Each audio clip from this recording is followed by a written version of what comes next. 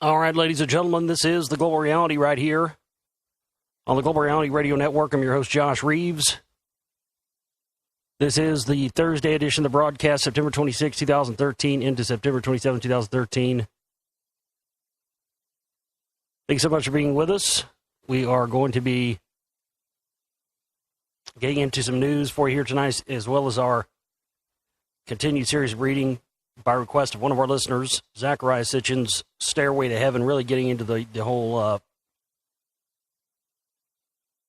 thing of eternal life and how, well, specifically they talk about in the Mesopotamian text that there was, we know now this to be DNA, but that the longevity gene was turned off in humans. And now modern medical science is advancing quickly to patent these switches and create this medical feudalism where, you know, the haves and the have-nots, the poor people get it, don't get it, the rich do get it. And this is one of their closely guarded secrets. So it's very interesting getting into this in this reading, so I'm excited to get into more of that with you here tonight. This is our 6-year anniversary broadcast, so we thank you so much for being with us for this show, but not only for this show, but all the other shows we've done in the past 6 years. It's unbelievable. It seems like a long time. At the same time, it doesn't seem like a long time. And I guess that's how all things in life are. But I've been posting over the past 24 hours a whole bunch of classic clips and stuff from the show up on our Global Reality Facebook page. So there's lots of good stuff to stroll down memory lane there and listen to maybe some stuff in there you haven't heard before, so definitely go check that out. But, it's mind-blowing to me. It's really, I feel, especially since, I mean, this was the week and weekend, the weekend coming up. It's also the 6-year anniversary of me finding out about the Council for National Policy. That's really kind of the bigger milestone for me. It's really, they're one and the same. I wouldn't, I think I probably would have found out about the CNP much later, but to hear it from such a respected source as Peter Dale Scott, that was quite interesting. I mean, and literally, I think I'd lost track of this at first.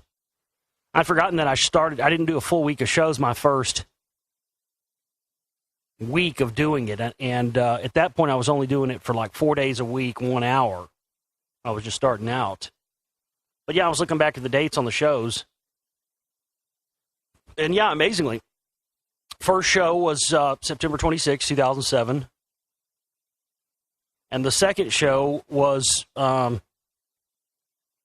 September 27th, 2007, and that was the show that I interviewed Peter Dale Scott on. And it's up there on our Facebook page right now as well. I listened to a little bit of that this morning. It's just funny to hear how how green I sounded. Because I mean, at that point, I was completely unexperienced at that point. I had only done a little bit of radio prior to that, to those two opening shows, because that was kind of how I got my start. There was a gentleman who I was filling in for on his show. He asked me to sit in for him for a week while he went out of town, and as it often does in those situations, the fucked up thing was everybody started liking me much better than they liked the guy who I was subbing for.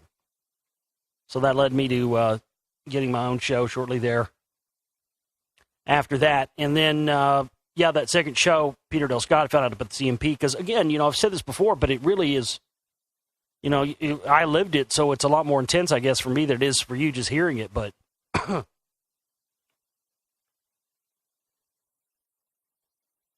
that shit really did, it really did knock me down a much-needed level. I mean, I really, I believed that I was getting the whole picture and that I had the whole picture of things, just like a lot of people do. And like a lot of people do now. But, right out of the gates, second show, here's my paradigm getting shifted completely yet again. And I remember spending all that weekend researching the CMP stuff, and I remember just staying up all night. I didn't sleep. I was freaking out. because the stuff I was finding, I didn't even want to. I remember my first reaction to this stuff. I think, like a lot of people's, was I did not want to believe it was true. I didn't. I was like, oh no, this, And so at that point, I was trying to prove that it wasn't true, And every time I would try to prove that it wasn't true, I'd find more proof to prove that it was true, in fact. So that was what did it for me. And then synchronistically, that weekend, as looking at doing my news gathering, my normal news gathering, as I still do to this day, and there was a news article that says Vice President Dick Cheney attends secretive right-wing group Council for National Policy meeting in Salt Lake City this weekend. And I went, what? What are the odds? What are the odds that I just found out about this group 2 days ago, and here it is in the news. Fucking Dick Cheney's going. So that got a lot of people's attention when I came back on air, the following week. But that weekend, I remember, just really feeling like, oh, shit.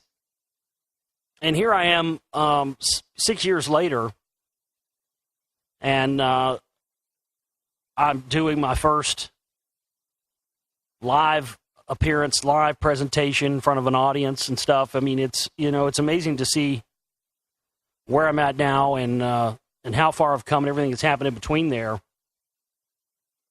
And everything, that's the thing. I think everything in life happens when it's supposed to happen. And I remember a year ago doing the 5-year anniversary show, we were at that point, still trying and hoping. I don't think it was looking very good at that point, but we were trying and hoping that we were going to be able to pull together the resources to get Lost Secrets of Ancient America Volume 1 out. And with your help out there, we ended up did indeed end up doing that.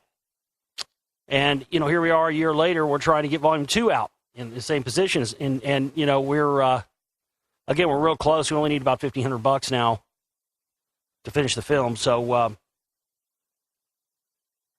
I'm getting ready to do my first live presentation. 2 hours this weekend in Houston. Doing all the, it's going to be getting into all the Rockwall stuff. I'll be getting into some of the stuff that's going to be in Lost Secrets 2 as well there. I have samples of the rocks. It's going to be great. And I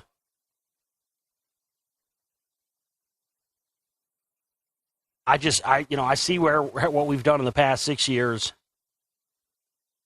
And then I also know what I've got planned to do in the coming years. And it just, again, comes back to the same old thing. It comes back to the, really why it's so important that you help us out and you support our work in any way that you can. And right now we've got 24 hours left on our 6-year anniversary fundraiser, our Indiegogo campaign. We have the banner up there at my website, theglobalreality.com. We've also got links to it up on our Facebook page for your convenience there. 23 hours left. We've raised $166 to our $1,500 goal. Keep in mind that a good portion of this is for our operating costs for the month. And the total for that, combined with what we owe right now, is around $600. We also are having this so we can get the rest of what we need to launch Museon TV. Really, if we had 2 people get the level 3 perk, which is $500, you get a radio archive access for a year. 1 year of Museon TV membership, personal video message or Skype video chat, your choice, with Josh, me. Signed copy of Lost Secrets of Ancient America Volume 1 and a free download of Volume 2 once it's done. And we'll also throw in a free download of my live presentation, which is going to be up for sale in digital download format only sometime next week after the presentation. So we'll throw that in with whatever package you get. Is for if you get the level 3, or if we had one person come at the level 4, lifetime radio archive access, lifetime Museon TV membership, personal video message or Skype chat, your choice, with me. Signed copy of Lost Secrets of Ancient America Volume 1, free download of Volume 2 once it's done, and a free download of the live presentation, plus a rare collection of Jim's minerals hand-selected by me and your name in the credits of Lost Secrets of Ancient America Volume 2. So if we had one person come in at level 4, or 2 people come in at level 3, or 5 people come in at level 2 people at $100, We have five of those, or six of those rather. If we have six people come in at that level, level 2, you get 1 year radio archive access, free, and 1 year Museon TV membership. I'll throw in the free download for the $100 level as well for the presentation once it's released. So all you got people get the download of that first and foremost as soon as it goes up for sale next week. So yes, and we only have 23 hours left on this. We don't really have chip-in banners anymore because it went out. So this is we're encompassing this to cover what we need for our operating costs for the month and to launch this as well. So really, even though we had a $1,500 goal, we raised 166 of that. Not very good so far, but $1,000 would get everything done. So again, if we got just to cover that, and that's everything. If we have 10 people come in at the $100 level, we can get everything done that way too. 10 people, $100. So if 10 of you out there do the $100 level, each one of you will get 1 year radio archive access, 1 year Museon TV membership, and you'll get a free download of the presentation in whatever quality you want, HD quality or regular quality, your choice. And the same you'll get with, in addition to the level 3 or level 4. So if you want to find that page to see all the perks, just go to the banner at my website, theglobalreality.com. Click the link on the banner. It'll open up the page. It'll say select a perk on the right-hand side of the page, and you scroll down there. And I tell you what, we're going to go ahead and throw in the download of the presentation with any of the levels we have. So we only have 23 hours left. So even if you come at the $50 level, we're talking about only the perk levels here, nothing less than 50. So you'll get that thrown in for a $50 level 1, level 200, level 3, 500, level 4,000. So we need about 600 to cover operating costs, and we haven't had much in, and I've got to get myself down to Houston this weekend for this presentation. So we've got to have your help here, folks. And again, we've got a lot going on, and a lot is starting to happen. I've got the time booked to be able to go shoot the rest of what we need about the second weekend in October. We just got to have the rest of the funds we need. But I'm confident, hopefully somebody's going to come out there and come through for us. I did, by the way, get from the lady that I was on the show with the other night. She's actually hooking me up with Ross Hamilton, the guy who wrote, I have all his books, all the stuff about the Serpent Mound stuff, and I have a lot of his information, used some of his information in Volume 1, and so looks like I'm going to be able to meet up with him possibly at the Serpent Mound and get an interview with him there and stuff, which is just, if you know anything about Ross Hamilton, that's fucking huge. So an opportunity to get him in the film and get and have he and I have a meeting of the minds and talk about our different info and have that on film, as well for the film, I think is, to me, if I was out there, to me, I would, that would be worth $1,500 to me right there alone. I'm telling you, it's going to be rad. So that's what we need left. So that's going to get us up to, Tennessee, Kentucky, and Ohio.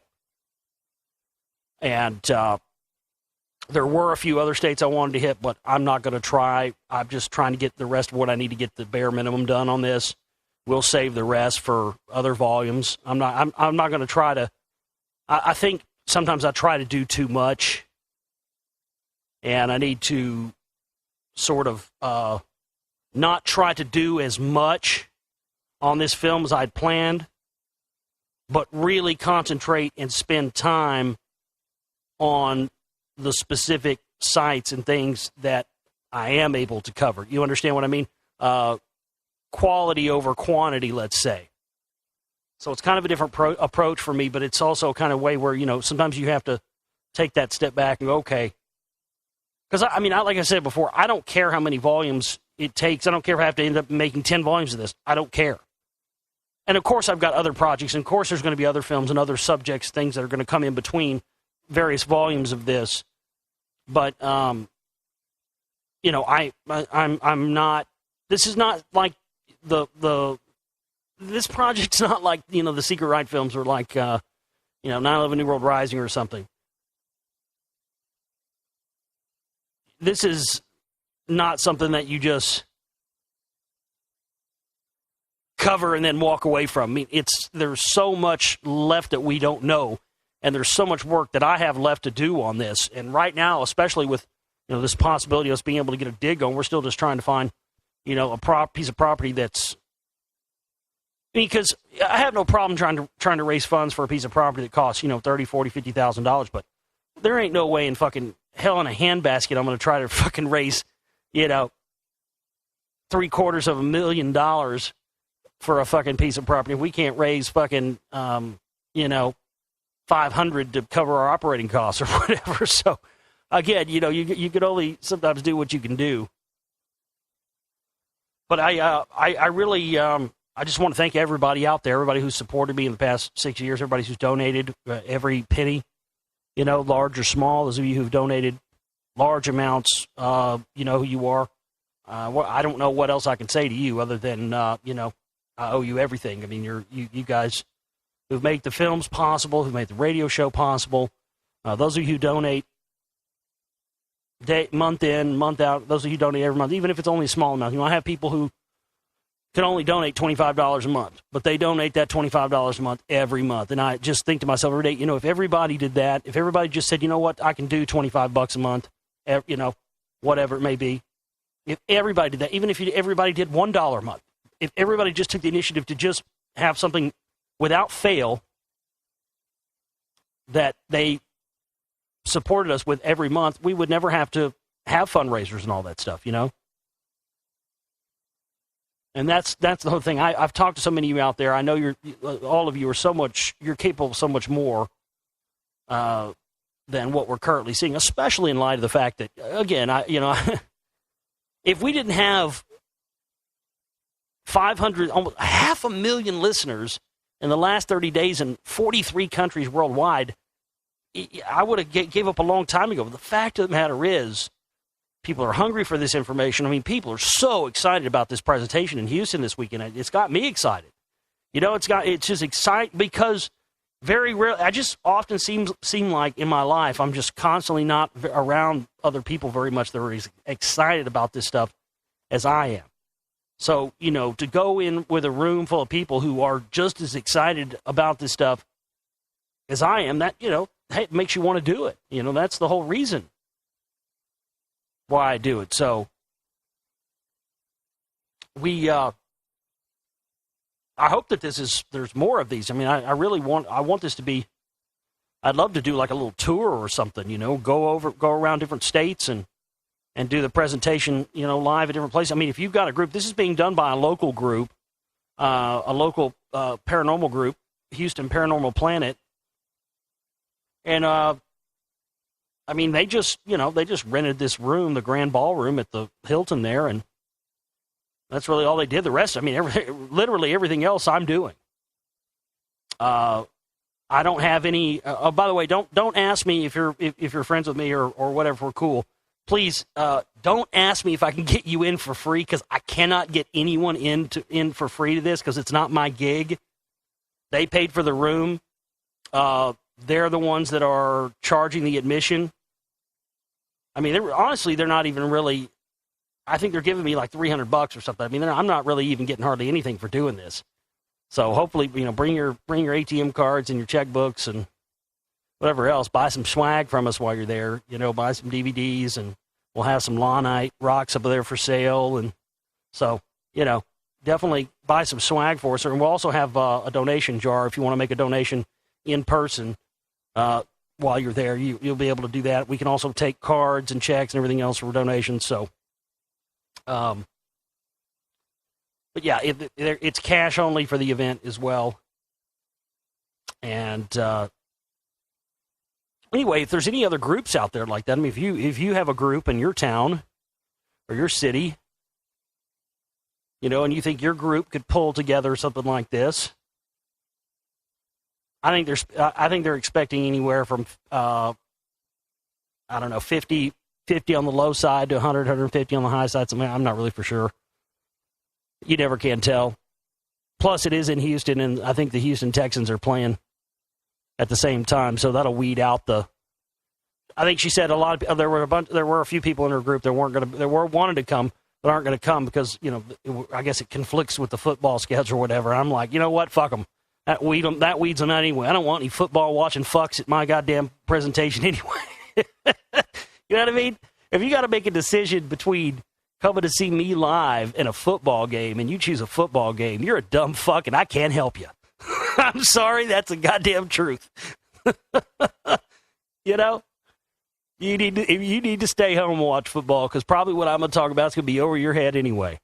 So all you non-football watching motherfuckers, come on out, and we'll see you there. And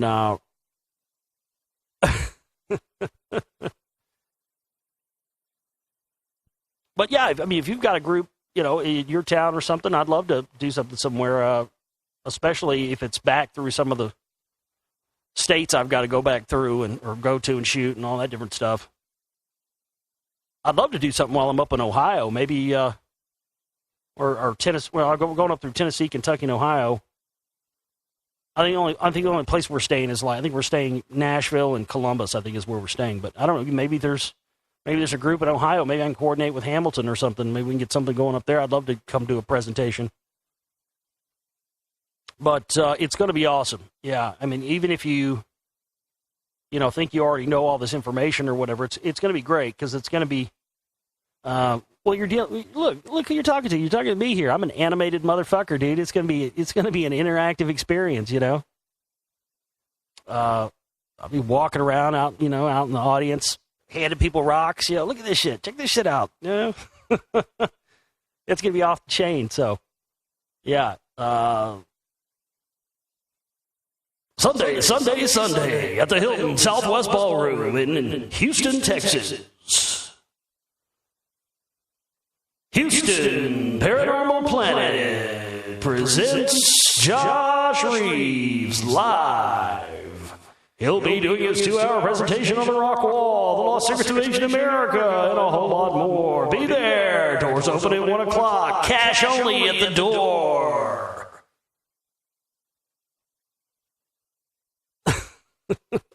If you miss this, you better be dead or in jail. And if you're in jail, break out. Always wanted to do that. Or those guys, those guys you'll use like the fucking suck Satan's cock voice to tell you about some motocross event. You guys ever heard? I know you've heard that shit, especially if you live in Dallas, but I know they got it everywhere. I've been in other cities and stuff and heard it before on the radio. Those guys, they're like,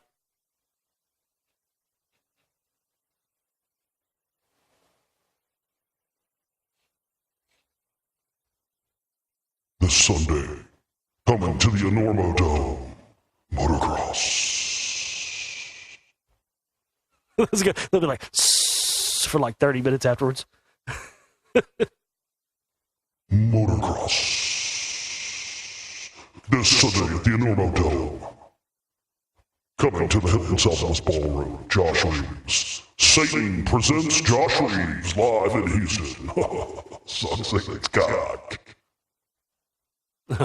No, Satan does not present Josh Reeves live. Please, no.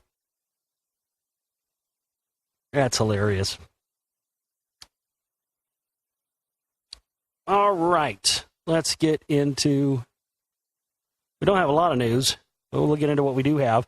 Very interesting stuff that ties right in with all our info, as per usual. More stuff that coincides with my film work. Oh, you know what? Wait a second. Before you get into that, I wasn't really done talking. Anyway, I forgot. I got sidetracked. I'm getting ahead of myself here. I wanted to finish up talking about the 6-year anniversary thing. And I just wanted to make sure that everybody knows how much I appreciate everybody out there who's gotten us this far. And how much I appreciate everything. Because I sacrifice everything. I know people sacrificed for, to support us before. And I want each and every one of you to know that I know that you share in my sacrifice with this, and I just, I really want to make sure that you know how much I appreciate you. And again, I just ask that everybody just doesn't give up now, because we're so close. and I am prepared. Because if things go right, I'm going to be working nonstop, and not that I'm fucking always not working nonstop. I didn't take off any break time in between Volume 1, and I'm still doing radio interviews for that. I just did one this week, but I'm going to be going nonstop from now until November. It's going to be a monumental Herculean task to get the film finished and out by November, but I am going to be able to get it done. But we have to have the $1,500 we need or so left to do that. It's about $1,500 is what we had. We got it down thanks to one of our listeners. But that's what we need left to do the last big trip to get the rest of our footage shot. But right now, we just got to cover the operating costs. So, yeah. 10 people doing the 100 thing, 2 people doing the 500 perk, or 1 doing the big $1,000 perk, a deluxe package. That's an extravagant package. I'll probably end up throwing more stuff than that in that package as well. But again, as I said the other night, if you haven't supported us in a long time, if you never support us again, right now is when we need you, because we are on the verge of being able to get a dig done, get the second volume of this out, and getting Volume 2 out before the History Channel airs their whitewash in November, and then a few months later after that, we get our own dig going, because we're going to get a dig going. It's not a if anymore. It's really just a when. We're just waiting on trying to find the right spot, and I've got a bunch of spots lined up and found out, and I'm just going to go start knocking on doors, but I can't get there yet. I've got all this other stuff I've got to do first before I can get to that point. And yes, we are going to have the expose on the History Channel and Scott Wolter and all that stuff in Volume 2. I'm going to blow the doors up. I'm not going to pull any punches. I'm not going to be nice. That's for sure. But we're also, the real key thing here is that we're also going to be showing, there's one spot in particular, I don't want to talk about it yet, in case anybody steals my thunder, but there's one spot in particular we're going to be going to in Tennessee that absolutely, beyond any shadow of a doubt, proves this ancient Middle Eastern, Sumerian, Mesopotamian connection found in ancient America.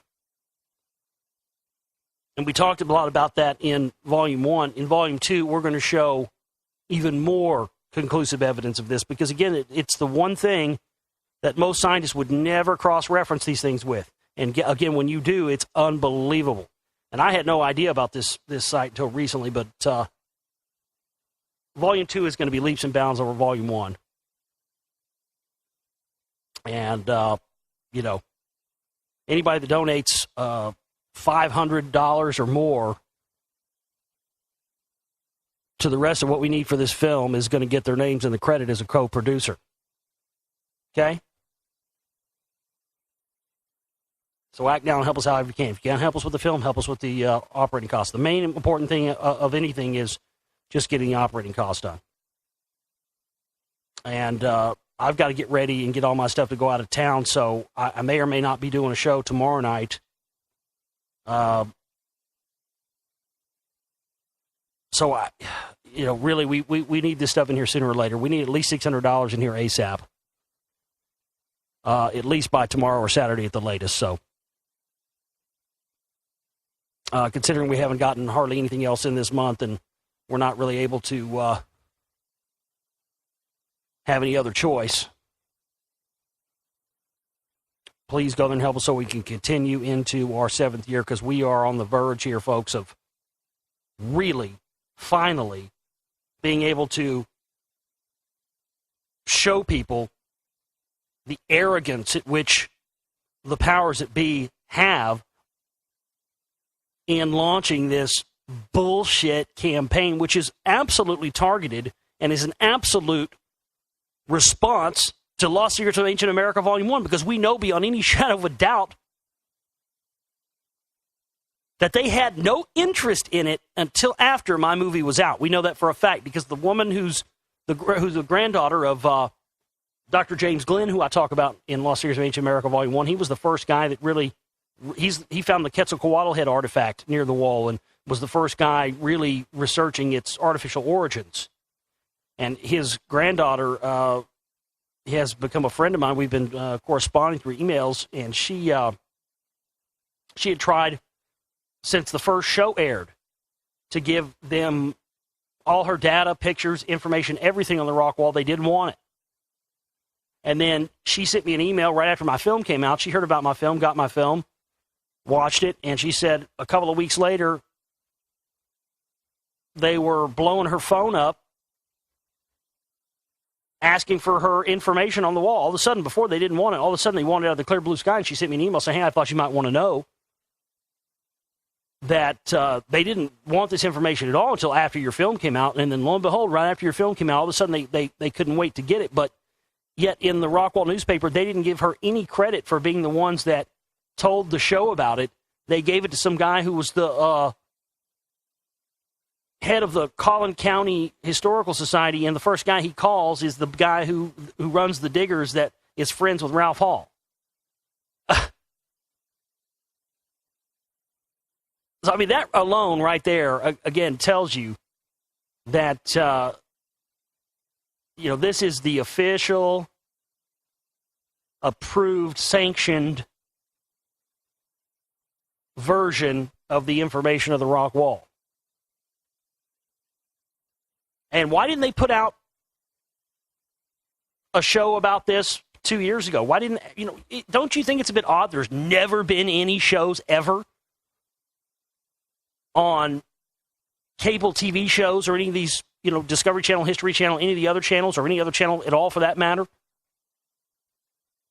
People have known about this for a long time. How come it is that within weeks of the first documentary film ever made about the rock wall, Lost Secrets of Ancient America Volume 1, all of a sudden, they got to have, and it's to try and steal the thunder, try to steal the attention away, and try to make it seem like because they're the History Channel and because it's on cable, it must be legitimate and it must be the truth. It's this air of legitimacy, and it's a complete facade. They are trying to legitimize lies and false information and wrongly collected information. Again, they didn't go out and conduct an archaeological dig to find diddly squat. All they did was go out and pull the dirt off the old one, show picture of it so they could talk about it. They have no interest in finding the truth. But yet, on episode 1 of that show, they're willing to put a LiDAR plane in the air over some alleged, Mayan ruins in Georgia. And if they would have done that in Rockwall, boy, Nelly, the results. No, let's see, they're not interested in truth. They're not interested in data or finding out information. They're just interested in making sure that the official lie continues to be propagated. And that's what they're doing. And you all out there, believe it or not, a lot of you think you can just sit idly on the sidelines. If you're a listener and you're hearing the sound of my voice, you're an active participant in this. And so the ball is now in your court. You now have the choice. No, don't try to back away from it. No, this is on you now. You now have a choice. Are you going to choose A, Lost Secrets of Ancient America Volume 2 doesn't get the rest of the funding it needs and doesn't get made, and the History Channel gets their whitewash out unabated, uncontested, without argument,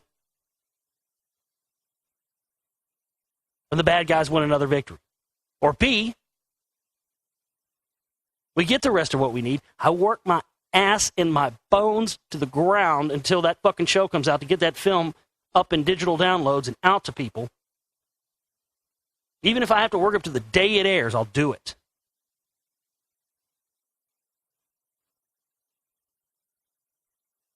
I mean, we're going to put out a press release. We're going to fucking alert the media. We're going to go big with this. We're going to make sure people know in a big way, hey, it's Sweeps Week over here. Hey, when you're watching these shows on Sweeps Week this week, make sure you understand this isn't the whole truth. Look at this. They're lying to you. We have the data. We have the facts. We got an opportunity to hurt them, folks, at one of the most important money-making times of the year for them. I don't see the Tea Party or the Truth Movement or anybody else offering anything that substantial as far as trying to affect things. And we can do it for hardly anything. The ball is now in your court. What are you going to choose? A or B?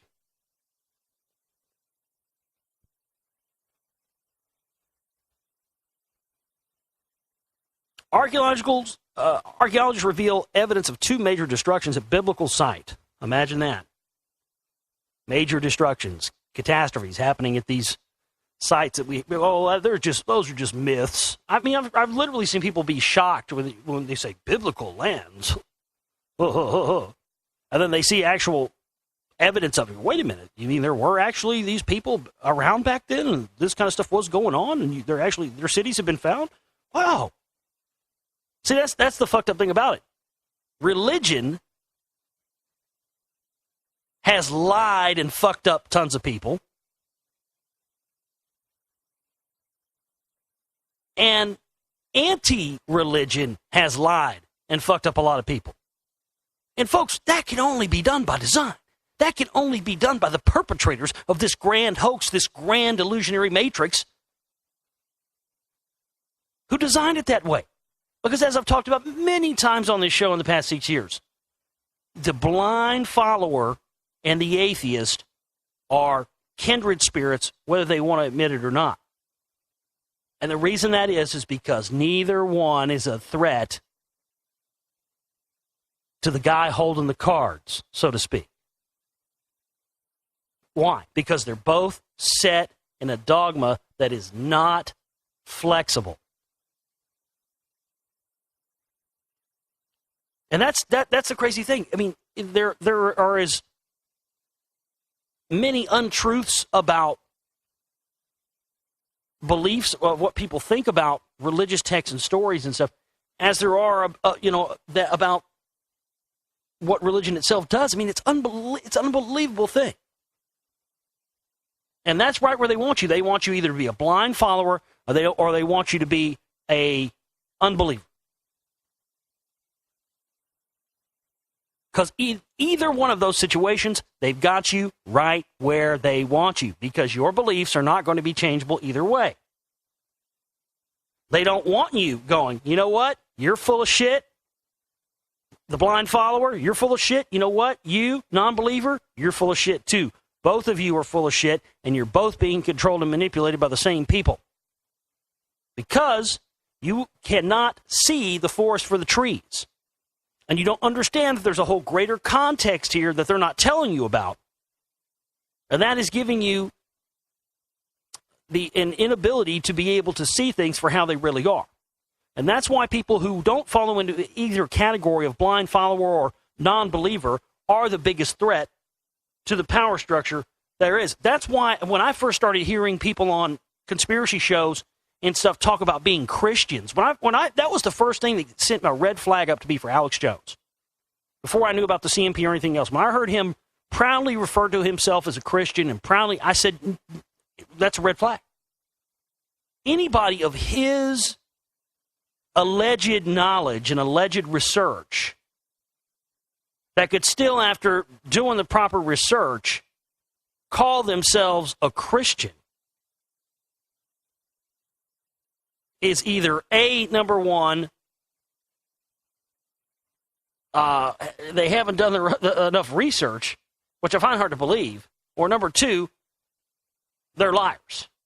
They're controlled by somebody. And that was my first indicator, because again, once you find the real truth, the ability for someone to shackle you into another control mechanism or another paradigm or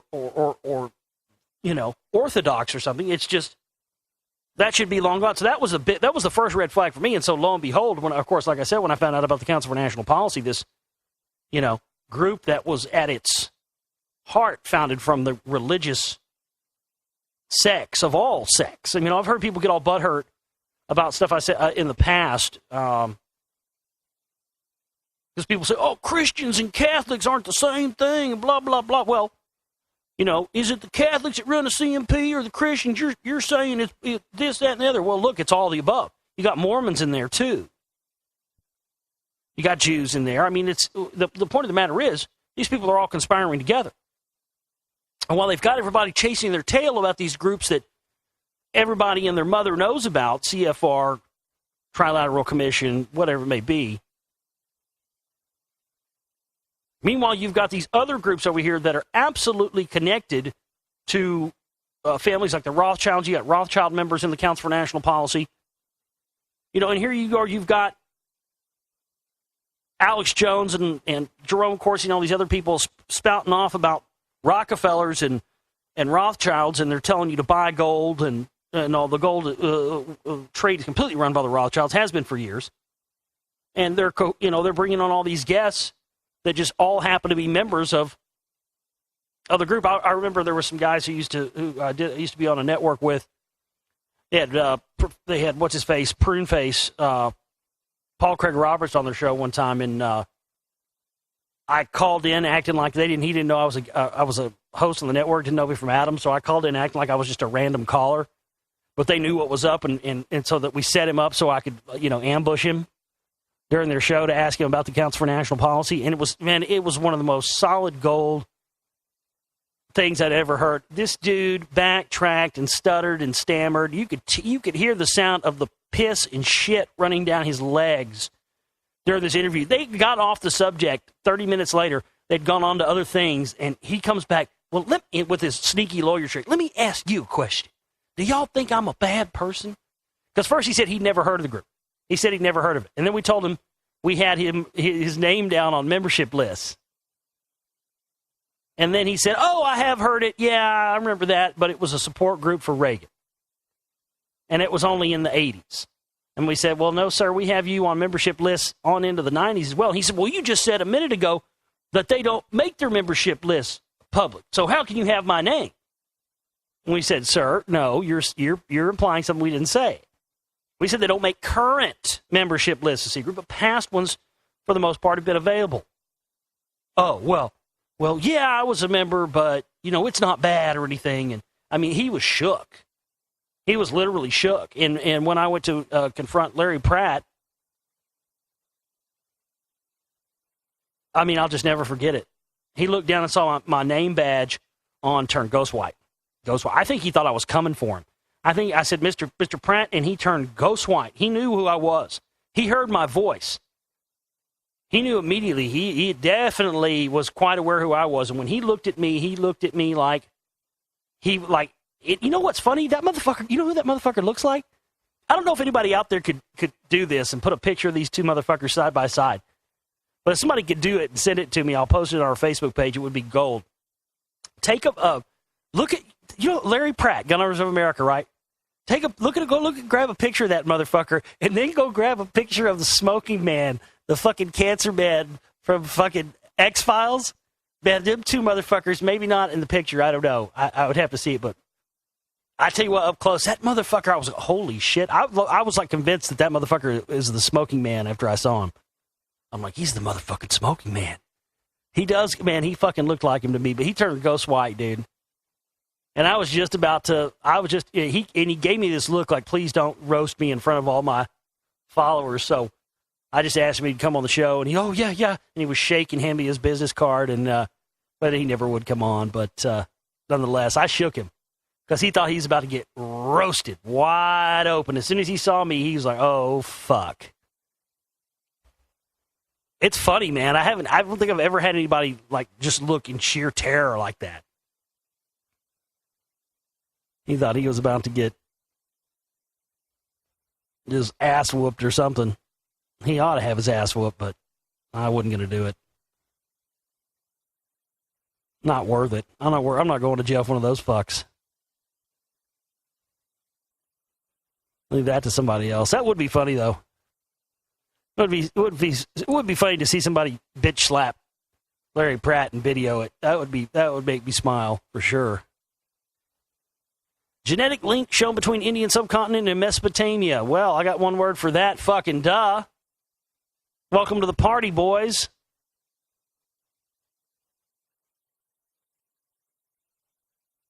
Old Josh's stuff don't seem so crazy after all now, does it? The continuing debate regarding the origins of people inhabiting ancient Mesopotamia during the region's long history led the authors of a new report published in the open access journal PLOS One to attempt an isolation and analysis of mitochondrial DNA sequences for the area. Ancient DNA methodology was applied to analyze sequences extracted from freshly unearthed remains of 4 individuals deeply deposited in the slightly alkaline soil of Tel Ashara. Tel Ashara. Ashara, we've heard of Ashara. That was like an Anunnaki, wasn't it? And Tel Masika, the ancient word Kar Osirmanipal. That's like that's an Anunnaki name.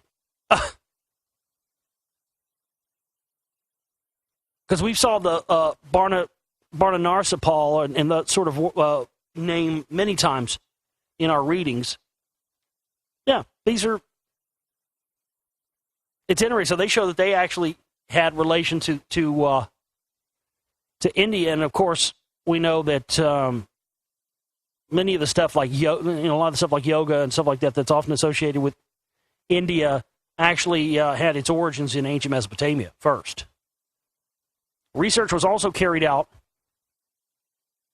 by another team examining 59 dental non-metric traits on a sample of teeth from 350 skeletons excavated at 3 sites in the lower middle Euphrates Valley.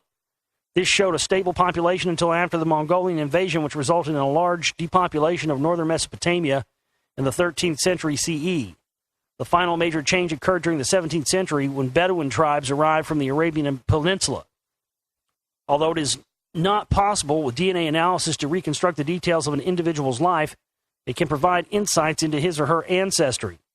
In ideal conditions, the fossil sequences are isolated from remains unearthed in a permafrost or temperate regions, and only in rare circumstances from skeletal material found in a subtropical arid climate, as it is suspected that the potential is highly limited in such areas. Thus, only scarce data sets from the Mesopotamian region are available, but using ancient DNA methodology, the team were able to confirm the possibility of isolating amplifiable sequences from the skeletons under just such challenging conditions. In the case of one of the studied specimens, the research analyzed both mitochondrial and NU DNA sequences. 3 others were analyzed only to confirm their origin on the basis of the HVRI sequence. Study remains were excavated at 2 archaeological sites in the middle Euphrates Valley and dated between the early Bronze Age and the late Roman period. The studied individuals carried haplotypes corresponding to the M4B1, M49, and or M61 haplogroups, which are believed to have arisen in the area of the Indian subcontinent during the Upper Paleolithic and are absent in people living today in Syria. Yeah, again, Syria, Iran, all those areas. The bloodlines of people that originally inhabited those areas are long gone for the most part, and that's what most of the genocide in the Middle East has all been about, wiping out the rest of those remaining haplogroups that they believe give those people an actual title and a say to the land from their genealogy. And that's what all genocide is about. All genocide on this planet is about that. Most people don't really know the real truth behind genocide, but the fact of the matter is that written down in the days of old, when the gods lived on earth, the descendants of the followers of the chief gods of the area at the time, their descendants were said to be, the rightful inhabitants of these lands for all eternity. So all genocide throughout the world, throughout history, has been about circumventing and eliminating specific groups who have a historical and genealogical heritage to these lands. And that's certainly what the depopulation and the genocide in the Middle East is going on, because the people who are running the war machine believe that their forefathers were the ones that inhabited that land. And when you look at, the Behistun inscription in Iran and King Darius and see how, all the bloodline people of today go back to Darius, I mean, they really think that those lands belong to the white race. It sounds fucking insane, but these people are fucking insane. I mean, obviously you see that at this point, but that's what they believe. They believe the Middle East belongs to white people. That's what Hitler's whole thing was sending expeditions to ancient Mesopotamia and ancient Iraq and all that stuff were for.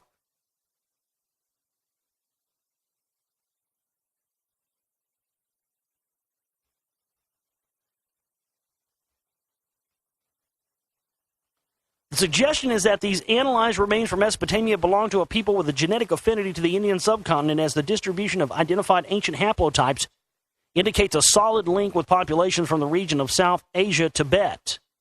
This may represent either that the individuals are descendants of migrants from much earlier time periods, the Paleolithic, or spreading the clades of the macro-haplogroup M throughout Eurasia and founding regional Mesopotamian groups like that of Turka. Now, what it shows is that these people had the ability, the ancestors of these people that they're analyzing had the ability to travel across these great distances in short amounts of time. Wonder how they were doing that. Alpine archaeology reveals high life through the ages. An international team of archaeologists led by experts from the University of New York have uncovered evidence of human activity in the high slopes of the French Alps dating back over 8,000 years. The 14-year study of the Parc National des Écrins in the southern Alps is one of the most detailed archaeological excavations carried out at high altitudes. It reveals a story of human occupation and activity in one of the world's most challenging environments from the Mesolithic to the post-medieval period. The work included the excavation of a series of stone animal enclosures and human dwellings, considered one of the most complex high-altitude Bronze Age structures found anywhere in the Alps. Again, it's just like what we talked about recently with the stuff that's in Peru. The reason they're finding these ancient civilizations on high top peak mountaintops is because in many cases the water came up right to there in the olden days. In fact, there's an article here tonight. Stunning maps show what North America looked like 550 million years ago. And it's interesting because right how they show it, you can see right where the water comes up would have come up right to where rock wall is. And I'm saying that I don't think they're wrong about this. What I think they're wrong about is this was not 550 million years ago. This was more like, and this is the same thing with the rock wall. This is not 550 million years ago. This is like this. The rock wall proves that this was only something like about 12,000 years ago. And then a catastrophic event changed this. But the title of the article is Stunning Maps Show What North America Looked Like 550 Million Years Ago. Definitely Google that and get that article so you can see the picture, because I was blown away when I looked at this. I was like, because I've been wanting a map of this for the longest time. I was like, I really want to see what it would have looked like at the time when the rock wall was there. And you can see where the water comes right up to the tip of where it is. And it was utilized as a seawall as well. That's apparent by the shark's teeth in it and sand dollars and stuff. Unbelievable stuff. Well, that's going to do it for the news for tonight. We didn't have a whole lot. We're going to get into our continuing series of reading. Zechariah Sitchin's Stairway to Heaven. We'll be picking up tonight, I think, on, let's see, what chapter are we on? Chapter 3, I think. Let me see. Yeah, I think we finished chapter 2 the other night. So tonight, chapter 3, the Pharaoh's journey to the afterlife.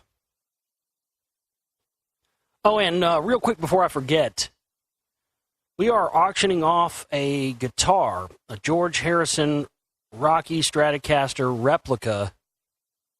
This was made by Berger Guitars, a gentleman up in Minnesota.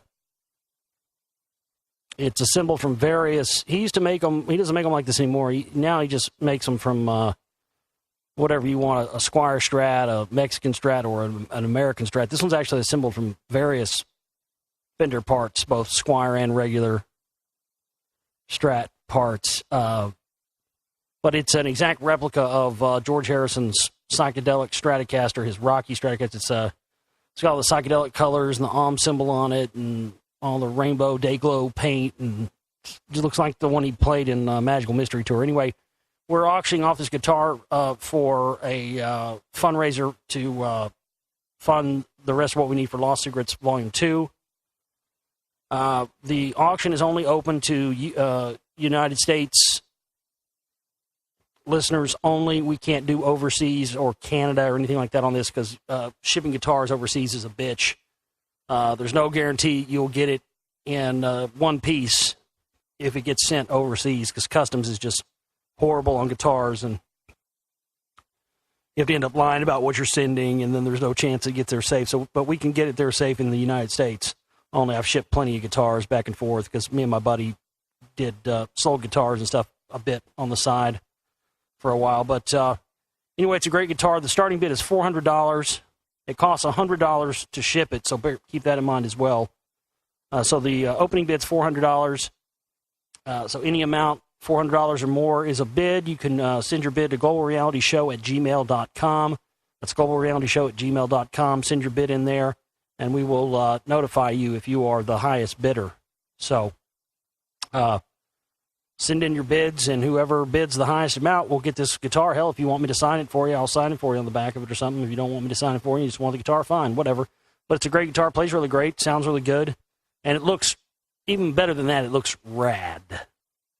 You look like a fucking beast holding this thing. You just look like, you just look awesome. So we've got a picture of it up at the Global Reality Facebook page right now. If you go there, you can check it out. Scroll down through some of the other posts, and you'll see it there. If you want a picture of it and you want me to send you a picture of it, just email me. I'll send you a picture if you'd like to bid. So starting bid's $400. So anything over $400 is a bid. And we're only going to run this for the next 48 hours. So you have 48 hours to bid. So please, if you want to bid, hey, $400, $500, whatever you want to bid, the higher the better. They'll get us closer to getting the film made, and you'll get an awesome piece of kit. And this is something, even if you don't play guitar and you just want something to hang out on the wall at your house, for decoration, this is it. It's as much a piece of art as it is a playable instrument. So just want to let everybody know about that. That's just something we're trying to do to get the funds we need in here. All right, let's get into our reading. Chapter 3 tonight, The Pharaoh's Journey to the Afterlife. Stairway to Heaven, Zechariah Sitchin. The adventures of Alexander in his search for the immortal ancestors clearly comprised elements which simulated their experiences: caverns, angels, subterranean fires, fiery horses, and chariots of fire. But it is equally clear that in the centuries preceding the Christian era, it was believed by Alexander or by his historians, or both, that if one wished to attain immortality, one had to emulate the Egyptian pharaohs. Accordingly, Alexander's claim to semi-divine ancestry was evolved from a complicated affair by an Egyptian deity. Rather than by simply claiming affinity to a local Greek god, it is an historical fact, not mere legend, that Alexander found it necessary, as soon as he broke through the Persian lines in Asia Minor, not to pursue the Persian enemy, but to go to Egypt, there to seek the answer to his purported divine roots, and from there to begin the search for the waters of life. Whereas the Hebrews, the Greeks, and other peoples in antiquity recounted tales of a unique few who were able to escape a mortal's fate by divine invitation, the ancient Egyptians developed the privilege into a right, not a universal right, nor a right deserved or reserved to the singularly righteous, but a right attendant on the Egyptian king, the Pharaoh, by sole virtue of having sat on the throne of Egypt. The reason for this, according to the traditions of ancient Egypt, was that the first rulers of Egypt were not men, but gods. That's absolutely correct. Egyptian traditions held that in times immemorial, gods of heaven came to earth from the celestial disk.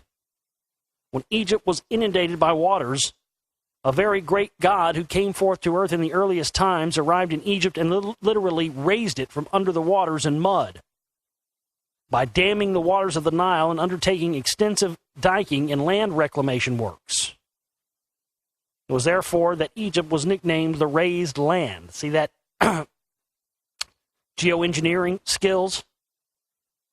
That's another clear indicator of what I've been trying to talk to you about and tell you about with the rock wall and everything else. And it's absolute historical fact. Yes, there was advanced engineering that went on in that area.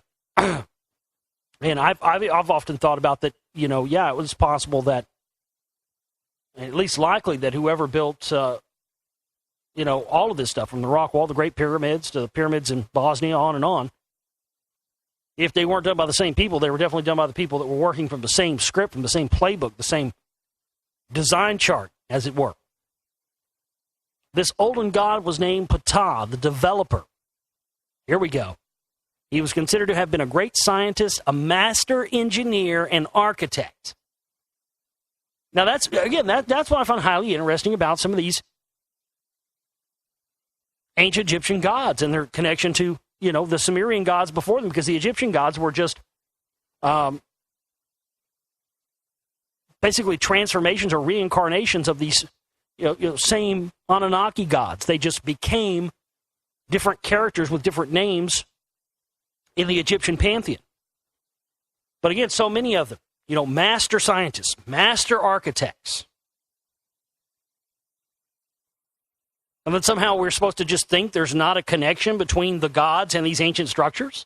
I mean, again, with the rock wall, the stuff that's in there, only a master engineer, and even our engineers of today wouldn't come close to thinking up the unbelievable engineering, both structural and material-wise. That's the thing. It's not just the structure and the structural engineering that's unbelievable in the rock wall. It's also the material. And the ability to be able to know that these specific elements, when combined together, and then somehow through some process we don't know about, keeping their molecular structure from bonding to create these perfect stone blocks that are, virtually indestructible. John Lindsay talked about pounding on one for hours and hours with a hammer before anything remotely even came off of it. And then sealing them, buttering those stones airtightly with this geopolymer mortar that is completely watertight. So again, I think that's something that's often overlooked that I think people need to start paying more attention to, that when these gods are referred to, so many of them are referred to as master engineers and architects. That cannot be overlooked or understated. Ptah was considered to have been a great scientist, a master engineer, and an architect, the chief craftsman of the gods, who even had a hand in creating and shaping man. His staff was frequently depicted as a graduated stick, very much like the graduated rod which surveyors employ for field measuring nowadays. The Egyptians believed that Ptah eventually retired south, where he could continue to control the waters of the Nile with sluices he had installed in a secret cavern located in the first cataract of the Nile, the site of today's Aswan Dam. Before leaving Egypt, he built its first hallowed city and named it On, in honor of the god of the heavens, the biblical On, whom the Greeks called Heliopolis.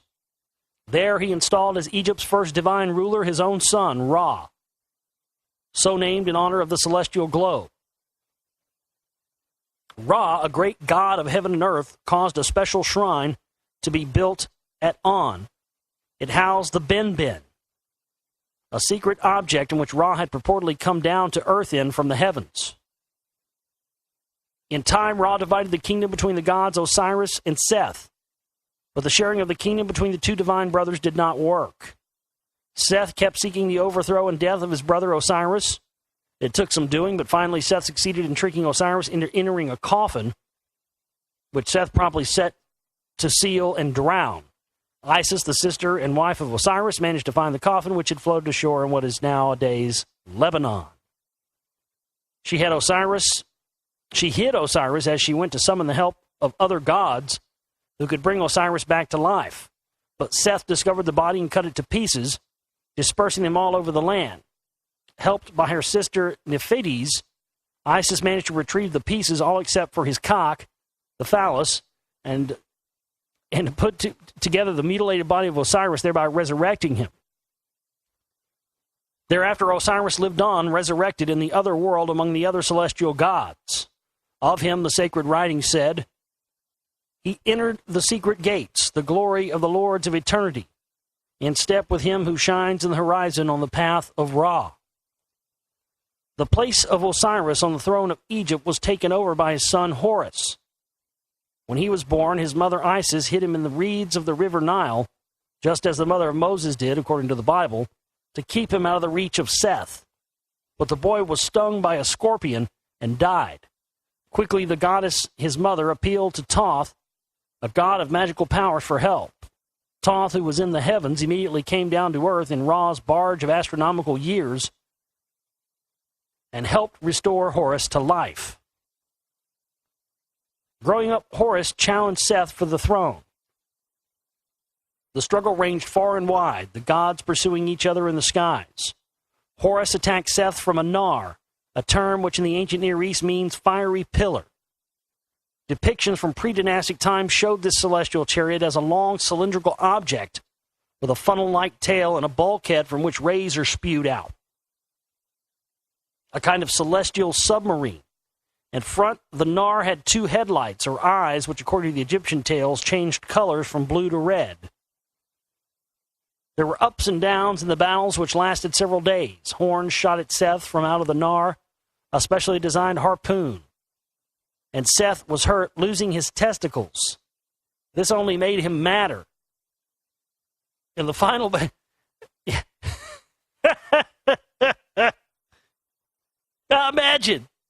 Imagine it did. Yeah, Seth was already one pissed off motherfucker already. Once he had his nuts ripped off, boy, Heidi, he was even more pissed. Yeah, I bet he was. I bet he was. Getting your nuts ripped off will do that to you, I imagine. You see what I mean? I mean, these fucking idiots who are like, you need to read that Zechariah 6 and stuff without cussing. How can I read it without cussing when there, all these stories are about people pouring, Miller High Life pitchers full of semen in the wombs and... I mean, it's just unbelievable. Why is it that, first, my God, why is it dicks and balls? No wonder these guys, erected obelisks everywhere. The Osiris cock. I mean, think about that. He chops Osiris up in a bunch of pieces, and then, he chops his cock off. And then, lo and behold, karma's a bitch. Seth gets his nuts cut off, and then he gets even more pissed for the final battle.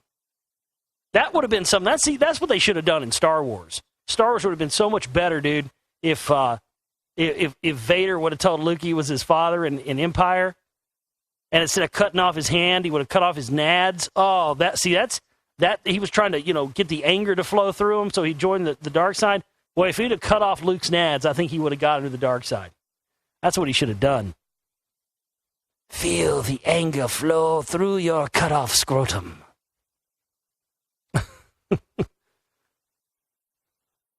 In the final battle over the Sinai Peninsula, Seth shot a beam of fire at Horus, and Horus lost an eye. The great gods called a truce and met in council. After some wavering and indecision, the Lord of Earth ruled in favor over giving Egypt to Horus, declaring him the legitimate heir in the Ra-Osiris line of succession. Thereafter, Horus was usually depicted with the attributes of a falcon, while Seth was shown as an Asiatic deity, symbolized by the ass, the burden animal of the nomads. I mean, see what I'm talking about? It's always ass and cock and balls and everything. Even if they're talking about a donkey, I know but still. You know, it's always ass and cock and balls with these people. The accession of Horus to the reunited throne of the two lands remained throughout Egyptian history. The point at which kingship was given its perpetual divine connection, for every pharaoh was deemed a successor of Horus and the occupier of the throne of Osiris. For unexplained reasons, the rule of Horus was followed by a period of chaos and decline. How long this lasted, no one knows. Finally, circa 3200 BC, a dynastic race arrived in Egypt, and a man named Menes ascended to the throne of a reunited Egypt. It was then that the gods granted Egypt civilization and what we now call religion. The kingship that was begun by Menes continued through 26 dynasties of pharaohs until the Persian domination in 525 BC, and then through Greek and Roman times when the famed Cleopatra reigned. When Menes, the first pharaoh, established the United Kingdom, he chose a midpoint in the Nile just south of Heliopolis as the place for the capital of the two Egypts. Emulating the works of Ptah, he built Memphis on an artificial mound raised above the Nile's waters and dedicated its temples to Ptah. Memphis remained the political religious center of Egypt for more than 1,000 years. And by the way, there are mounds in Memphis, Tennessee, right on the Mississippi River. And of course, you know, they're in a terrible part of town that you would never want to go to, ever. That's not a coincidence either. Rut, circa 2200 BC, great upheavals befell. Rut? I think that's supposed to be but, not rut. But, circa 2200 BC, great upheavals befell Egypt, the nature of which is not clear to scholars. Some think that Asiatic invaders overran the country, enslaving the people and disrupting the worship of their gods. Whatever semblance of Egyptian independence remained, it was retained in Upper Egypt, the less accessible regions farther south. When order was restored some 150 years later, political, religious power, the attributes of kingship, flowed from Thebes, an old but until then unimposing city in Upper Egypt on the banks of the Nile. It was God, when called Amun, the hidden one, the very god Amenian, whom Alexander had searched out as his true divine father. As supreme deity, he was worshipped as Amun-Ra, the hidden Ra, and it's not clear whether he was the first very same Ra, but now unseen or hidden, or another deity altogether. The Greeks called Thebes Disopolis, the city of Zeus, for they equated Amun with their supreme god Zeus. This fact made it easier for Alexander to affiliate himself with Amun, and it was to Thebes that he rushed after when he had received Amenian's favorable oracle at the oasis of Siwa. There at Thebes and its precincts, now known as Karnak, Luxor, and Deir Erbahan, Alexander came upon the extensive shrines and monuments to Amun. Impressive to this very day, although they stand empty and in ruins, they were built mostly by 12th dynasty pharaohs, one of whom was probably the Sesenchusis, who had searched for the waters of life 1,500 years before Alexander.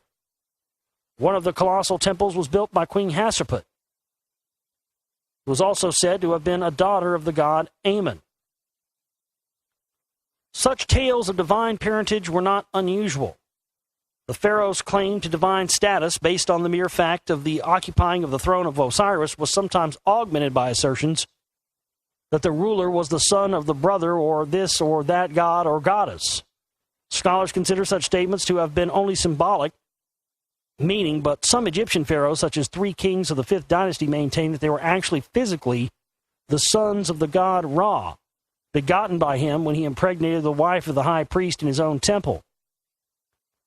Other kings attributed their descent from Ra to more sophisticated means.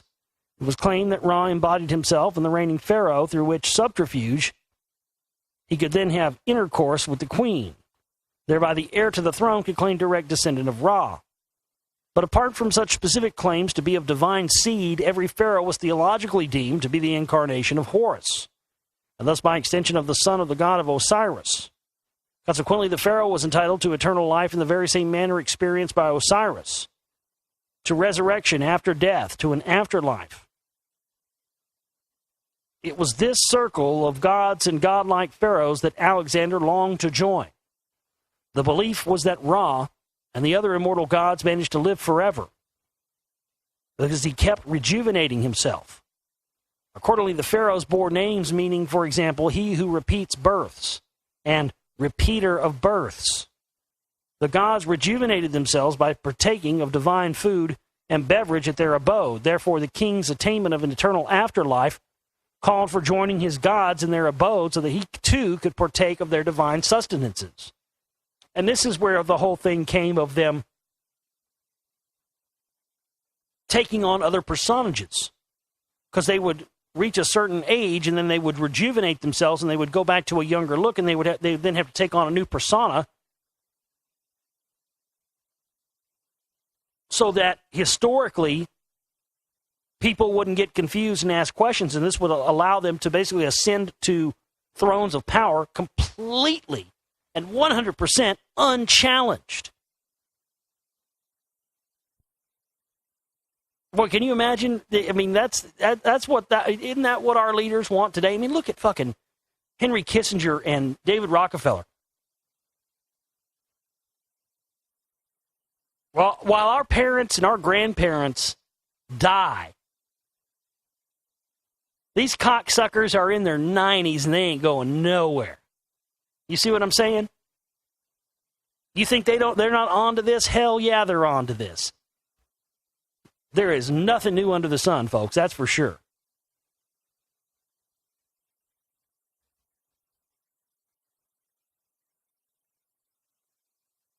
The ancient incantations appealed to the gods to share with the deceased king their divine food. Take ye this king with you, that he may eat of that which ye eat, that he may drink of which ye drink, that he may live on whatever upon ye live. And more specifically, as in a text from the pyramid of King Pepi, give thou sustenance to this King Pepi, from thy eternal sustenance, thy everlasting beverage. The departed pharaoh hoped to draw his everlasting sustenance in the celestial realm of Ra on the imperishable star.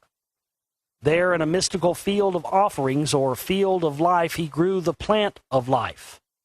A text in the pyramid of Pepi I describes him as getting past guards with the appearance of plumed birds, to be met by the emissaries of Horus with them. He travelleth to the great lake by which the great gods alight.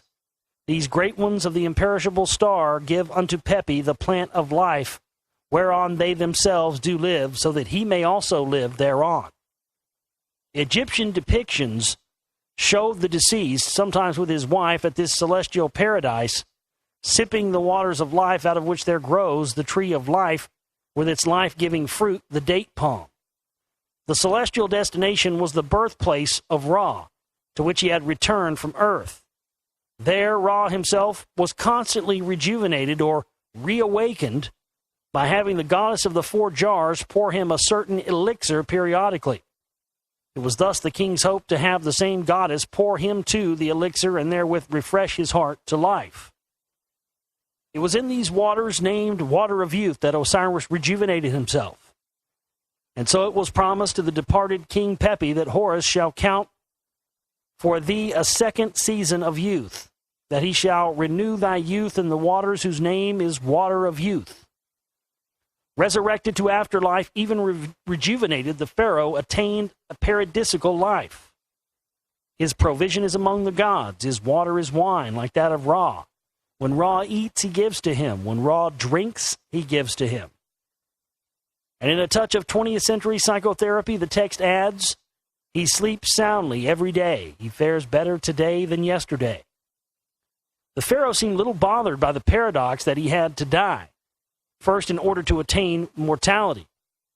As supreme ruler of the two lands of Egypt, he enjoyed the best possible life on earth, and the resurrection among the gods was an even more attractive prospect. Besides, it was only his earthly body that has to be embalmed and entombed, for the Egyptians believed that every person possessed a ba, akin to what we call soul, which rose heavenward like a bird after death, and a ka, variably translated double, or ancestral spirit, essence, personality, through which form the Pharaoh was translated into his afterlife. Samuel Mercer, in his introduction to the pyramid texts, concluded that the Ka stood for the mortal's personification of a god. In other words, the concept implied the existence in man of a divine element, a celestial or godly double who could resume life in the afterlife. But if afterlife was possible, it was not easily attained. The departed king had to traverse a long and challenging road and had to undergo elaborate ceremonial preparations before he could embark on his journey. The deification of the pharaoh began with his purification and included embalmment so that the dead king could resemble Osiris with all his members tied together. The embalmed pharaoh was then carried in a funerary procession to a structure topped by a pyramid, in front of which there stood an oval-shaped pillar. Within this funerary temple, priestly rites were conducted with a view to achieving for the pharaoh acceptance at journey's end. The ceremonies called in the Egyptian funerary texts the opening of the mouth were supervised by a Shem priest, always depicted wearing a leopard skin. Scholars believe that the ritual was literally what its name implies. The priest, using a bent copper or iron tool, opened the mouth of the mummy or of a statue representing the departed king. But it is clear that the ceremony was primarily symbolic, intended to open for the deceased the mouth or entranceway to the heavens.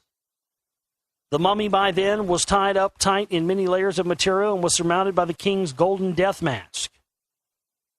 Thus, the touching of its mouth or of that of the king's statue could have been only symbolical. Indeed, the priest intoned not the deceased, but the gods to open the mouth so that the pharaoh could ascend towards eternal life. Special appeals were made to the eye of Horus, lost by him in the battle with Seth, to cause the opening of the mouth so that a path shall be opened for the king among the shiny ones, that he may be established among them. The earthly and thus, by conjecture, only temporary tomb of Pharaoh, according to the text and actual archaeological discoveries, had a false door on its eastern side, i.e., the masonry was built there to look like a doorway, but it was actually a solid wall. Purified, with all limbs tied together, opened of mouth, the pharaoh was then envisioned as raising himself, shaking off earth's dust, and exiting by the false door. According to a pyramid text which dealt with the resurrection process step by step, the pharaoh could not pass through the stone wall by himself. Thou standest at the doors which hold people back, the text said, until he who is chief of the department, a divine messenger in charge of this task, comes out to thee. He lays hold on thy arm and takes thee to heaven, to thy father. Aided thus by a divine messenger, the pharaoh was out of his sealed tomb through the false door, and the priests broke out in a chant. The king is on his way to heaven. The king is on his way to heaven. But before the departed king could ascend to heaven to eat and drink with the gods, he had to undertake an arduous and hazardous journey. His goal was a land called Neder Kehirt, the land of the mountain gods. It was sometimes written pictorially in hieroglyphic by surmounting the symbol for God, Neter, upon a ferry boat. And indeed, to reach that land, the pharaoh had to cross a long and winding lake of reeds. The marshy waters could be crossed with the aid of a divine ferryman, but before he would ferry the pharaoh over, he questioned his king about his origins. What made him think he had the right to cross over? Was he the son of a god or a goddess? Beyond the lake, past a desert and a chain of mountains, past various guardian gods, lay the Duat, a magical abode for the rising stars, whose location and name have baffled scholars. Some view it as the netherworld, the abode of the spirits, where the king must go as Osiris did. Others believe it was an underworld, and indeed much of its scenes were of a subterranean world of tunnels and caverns with unseen gods, pools of boiling waters, eerie lights, chambers guarded by birds, doors that opened by themselves. This magical land was divided into 12 divisions and was traversed in 12 hours. The duat was further perplexing because, in spite of its terrestrial nature, it was reached after crossing through a mountain pass or subterranean aspects. Its name was written hieroglyphically with a star and a soaring falcon as its determinatives, or simply with a star within a circle, denoting a celestial or heavenly association. Baffling as it has been, the fact is that the pyramid texts, as they followed by the pharaohs, progressed through his life, death, resurrection, and translation to an afterlife. Considered the human problem to be the inability to fly, as the gods do, one text summed up this problem and its solution in 2 sentences. Men are buried, gods fly up. Cause this king to fly to heaven, to be among his brothers, the gods. A text inscribed in the pyramid of King Teti expressed the pharaoh's hope and appeal to the gods in these words. Men fall, they have no name. Seize thou King Teti by his arms. Take thou King Teti to the sky, that he not die on earth among men. And so it was incumbent upon the king to reach the hidden place and go through its subterranean labyrinths until he could find there a god who carries the emblems of the tree of life and a god who is the herald of heaven. They'll open up for him secret gates and lead him to the eye of Horus, a celestial ladder under which he would step, an object which he can change hues from blue to red as it is powered. And then himself turned into the falcon god. He would soar skyward to the eternal afterlife of the imperishable star. There Ra himself would welcome him. The gates of heaven are open for thee. The doors of the cool place are open for thee. Thou shalt find Ra standing, waiting for thee. He will take your hand. He will take thee to the dual shrine of heaven. He will place thee on the throne of Osiris. Thou shalt stand supported, equipped as a god, among the eternals on the imperishable star. Much of what is known today on the subject comes from the pyramid texts, thousands of verses combined into hundreds of utterances that were discovered embossed or painted on the walls, passages, and galleries of the pyramids of the 5 pharaohs who ruled Egypt from circa 2350 BC to 2180 BC. These texts were sorted out and numbered by Kurt Sethi in his masterful dialectic Egyptian Pyramid text, which has remained the major reference source together with the English counterpart, the Pyramid Text by Samuel A.B. Mercer. The thousands of verses that make up the Pyramid Text seem to be a collection of repetitive, unconnected incantations, appeals to the gods, or exaltations of the king. To make some sense of the material, scholars have developed theories about shifting theologies in ancient Egypt, a conflict and then a merger between a solar religion and a sky religion, a priesthood of Ra and one of Osiris, and so on, pointing out that we deal with material that has been accumulated over millennia. To scholars who view the mass of verses as expressions of primitive mythologies, figments of the imaginations of people who cowered in fear as the wind howled and the thunder roared and called these phenomenon gods, the verses remain as puzzling and confusing as ever. But these verses, all scholars agree, were extracted by the ancient scribes from older and apparently well-organized, cohesive, and comprehensible scriptures. Later inscriptions on sarcophagi and coffins, as well as on papyrus, indeed show that the verses, utterances, and chapters were copied from the books of the dead, which bore such titles as That Which Is in the Duat, the Book of the Gates, the Book of the Two Ways. Scholars believe that these books, in turn, were versions of 2 earlier basic works, olden writings that dealt with the celestial journey of Ra, and a later source which stressed the blissful afterlife of those who join Osiris resurrected, the food, the beverage, the conjugal joys, and a heavenly abode. Verses of this version were inscribed on a talisman to achieve for their wearer union with women by night or day and the desire of women at all times. Again, prove my point. Yet again, these gods were just as obsessed with fucking as we are. And now we know where we get it from. There's a reason why it's in our DNA, folks. For us just to bang, bang, bang, bang, bang, bang, bang.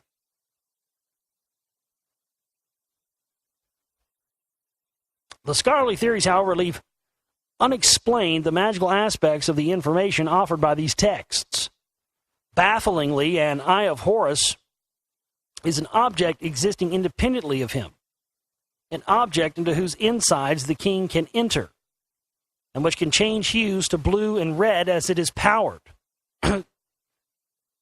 There exist self-propelled fairies, doors that open by themselves, unseen gods whose faces radiate with a glow.